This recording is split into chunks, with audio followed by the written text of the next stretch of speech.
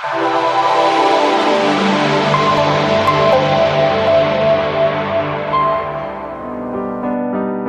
three most important things that you can do to change your life starting today is the first thing is to face the facts.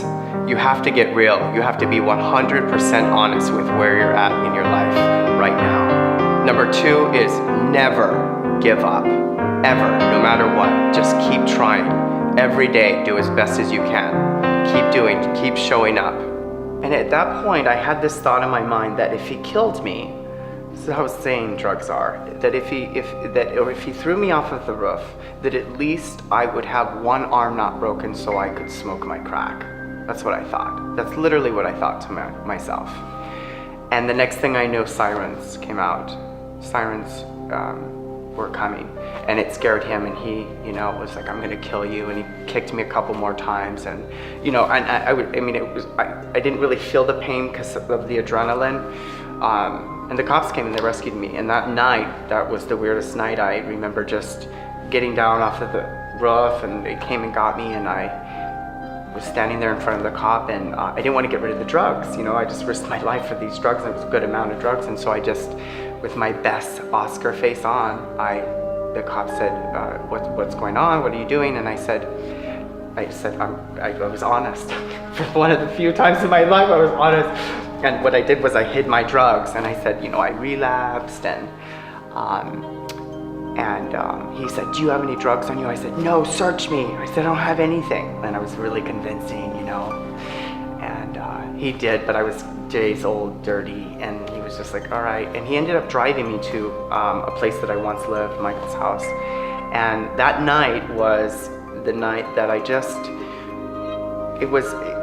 really was setting in, the darkness of what I was now doing to my life. Like, no one told me to rip these people off, I was getting the clear message that these choices I was making, that they were gonna cost me my life. And so what ended up happening, long story short, was I ended up trying to get high that night, and I really couldn't, and whatever. And I had one last talk to my boyfriend the next morning. I was up all night, paranoid as ever, because I thought the drug dealers were gonna come get me. And my boyfriend had, he was talking with me, and I drank the mouthwash under the bathroom sink, and I showered, and I took that bottle of aspirin, and I started puking blood, and it was just drama. It was just like a perfect drama scene for this ending. And my ex-boyfriend, said, "I don't know what's gonna happen to you, but you can't be here, you need to leave." And that was it.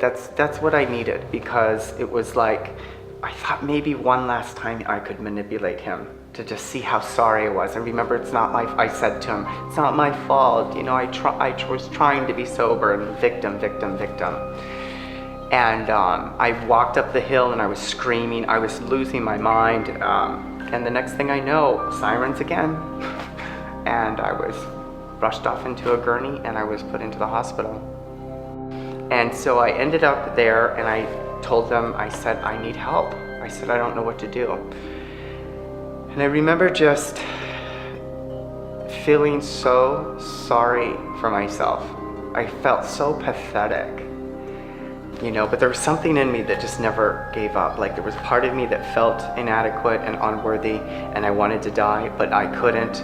But there was something else pulling me, something else like just yanking me forward.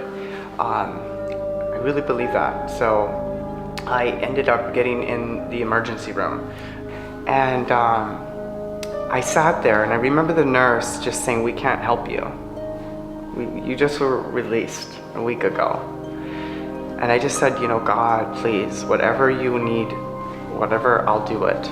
And she said, "We can't, I'm sorry. You need to get your things and you need to leave." And I just looked at her, and I remember saying, "Fine." And she said, all of a sudden, "Sit down, wait there." And I felt like she could feel like if she didn't take me, I was gonna end my life for real. And she did. She took me, or she